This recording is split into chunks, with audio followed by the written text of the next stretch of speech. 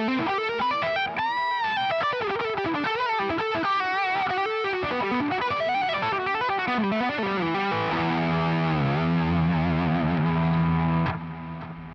welcome back to the channel. It's Sunday, I really don't feel like practicing or recording anything worthwhile, and I thought I'd just branch out a bit and try some different type of content for this channel, since I'm not always going to be doing, pedal reviews. I'm not that fortunate, or gear reviews, or lessons or whatever guitar channels do nowadays. So I thought I'd just share like kind of a moment that I've had last week when I was going up to a studio to record with the band that I currently play in. And it got me thinking, to be fairly honest, because I was supposed to go through like a 4.5 hour drive, car packed with gear, minus 11 degrees Celsius outside, snowstorm going on the freeway, pretty nasty conditions to be traveling alone in. And I thought to myself, is it still worth it? Can I still justify doing this? And there's a lot of value to that question, especially when you reach a certain age as a musician. You've been trying for years with various bands and projects in your local scene, depending on the opportunities that you get. I mean, don't get me wrong, I've had some pretty cool opportunities to work with a lot of great musicians and some pop artists. And I've done touring through Europe with metal bands. I left that genre completely. I'll talk about it in another video at length. But in that current situation, I thought to myself, can I still justify doing this?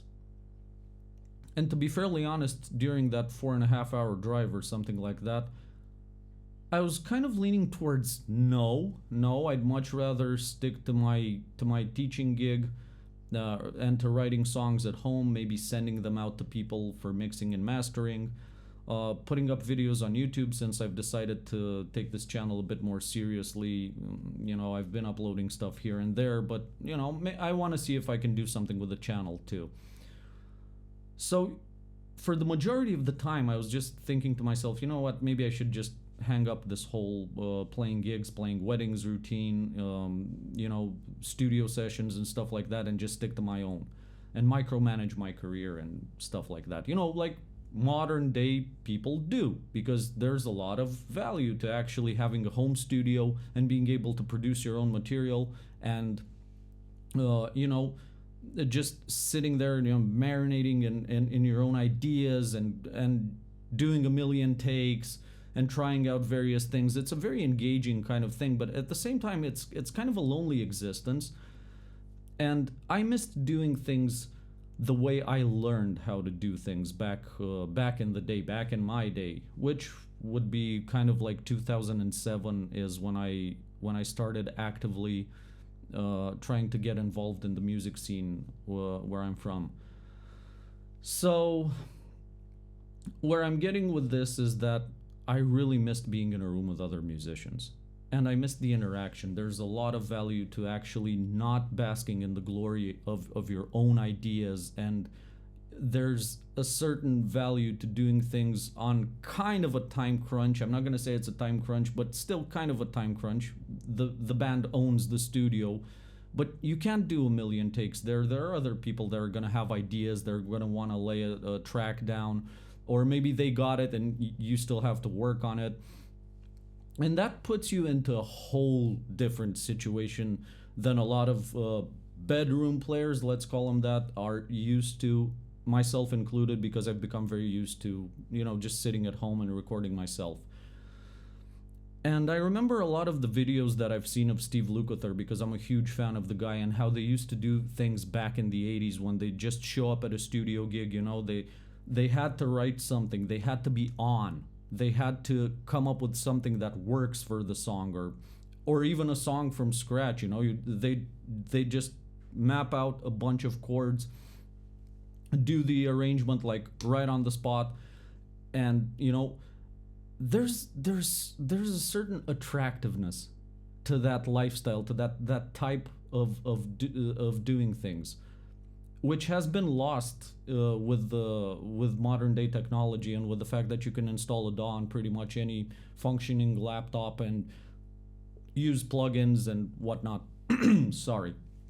So I did miss being in a room with other musicians just because of that. Just because maybe your shreddy, shreddy, tappy, tappy kind of licks that you've worked on for 6 hours at home might not work on that groove, on that certain groove. Maybe because the drummer decided to change something, or he was asked to change something, or maybe because the keyboard player said, "Hey, maybe I should try a different way of getting to this resolution. Maybe a different chord here. Maybe I'm gonna add some voicings." And all of a sudden, your entire world just crumbles because, hey, I've prepared.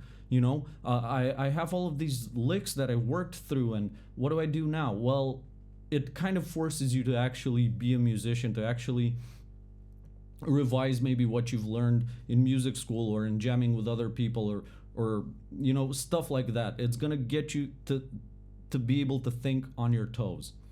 And another very good point to recording like this and to actually making music with other people would be the fact that you're gonna be confronted with ideas coming from people that are maybe based in different genres, that maybe went to a different type of school, that learned to play in a different way, or you get to emulate like other instruments. Like maybe you're gonna have to double this melody line that the saxophone player came up with. Maybe you need to harmonize it.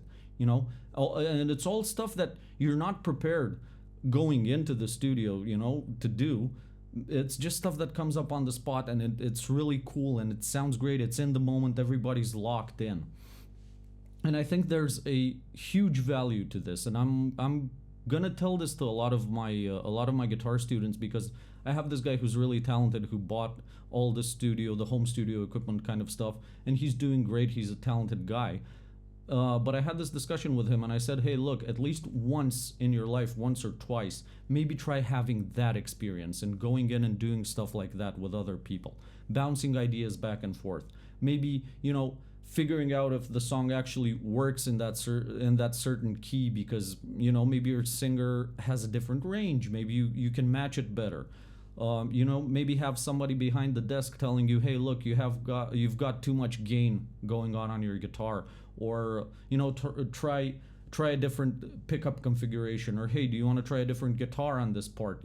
Maybe it's not your standard guitar that you're practicing with. You need to constantly adapt and adapt and adapt. And I love that. It's something about it. There's something about that kind of mindset that I find is worth doing even to this day, even if you're gonna maybe spend a little bit more money on the studio depending on your situation.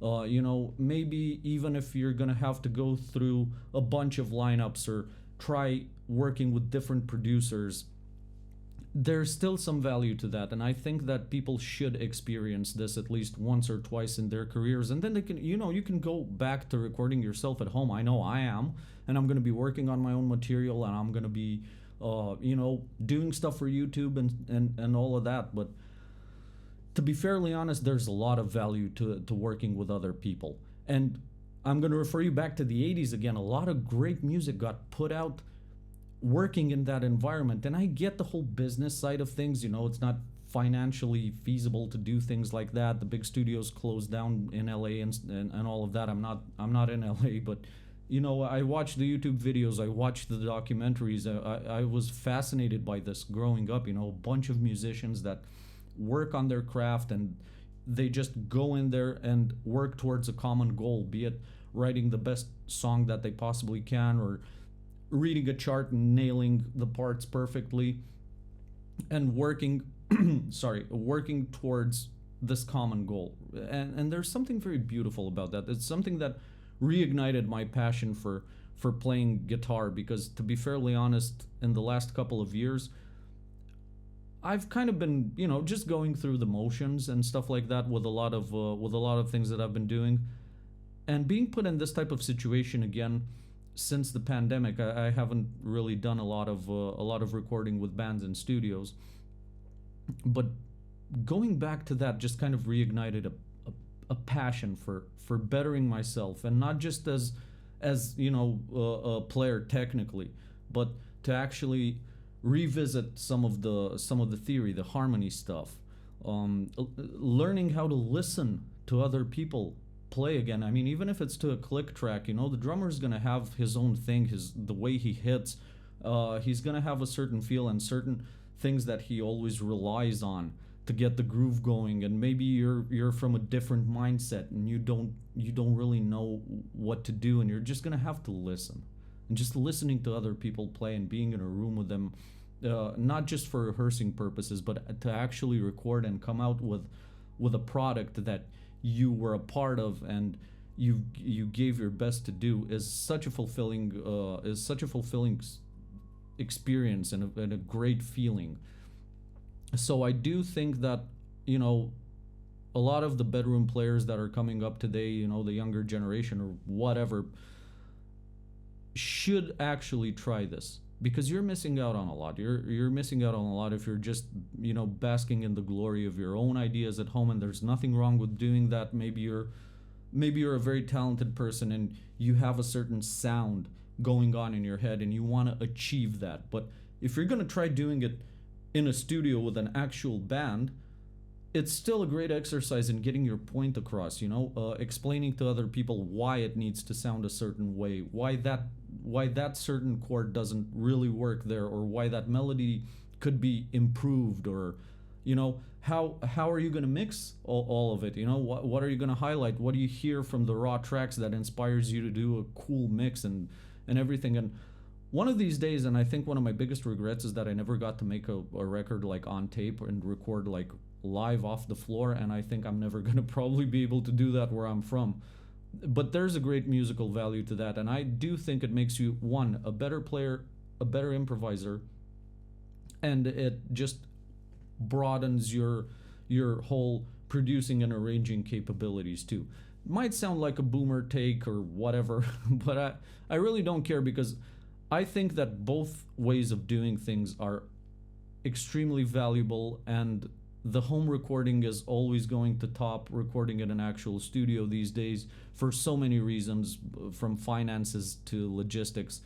But if you get the opportunity, I think you should go for it. I think it's definitely worth exploring, and maybe trying to put yourself in that situation as a player is going to give you some food for thought, and maybe some inspiration for other projects. So that being said, I think I'm gonna take the rest of the Sunday off and just think about that whole experience, and maybe pick up the guitar on Monday and evolve and get better ideas. And I'm definitely looking forward to recording with bands and working with people after such a long time of just marinating in my own thoughts. I think that's important. I think there's great value to that. I just wanted to share this with whoever might be listening at this point. I'm gonna link my other videos in the description just so you can check them out. I do some cool pedal reviews for Thermion Engineering. They're a great company. Maybe check out some of the older stuff on my channel too. And I'll be back with new content, new stories. I'm gonna try branching out in different directions just to see what works. And at the end of the day, I'm doing this for myself as well, because it's a pretty cathartic experience sitting here and talking to a camera, I guess, and sharing some of the stories. And I'll probably get into why I left the metal scene pretty soon, because I think it's a pretty important point to make that might help some young musicians out, you know, that are struggling and trying to come up with their own thing. So yeah, just to top it all off, check out my other videos, and, you know, get in a studio, try working with a producer and with other musicians. I know I'm blessed to work with very, very talented people from very, very different backgrounds of music, highly trained musicians, really, really good, like, virtuosic types of players. I love working with the horn section. I love working with the violin and traditional instruments as well. So I'm having a lot of fun, and I think I'm really fortunate to be in this position right now. And I'm still pretty fortunate to be able to actually make a living playing gigs, even if they're weddings, even if they're whatever, even if it's nowhere near where I hoped I'd be at this age, but it's still fulfilling, and it's still way better than an office job, in my opinion. So I'll see you with the next video. Have yourself a great week. Cheers.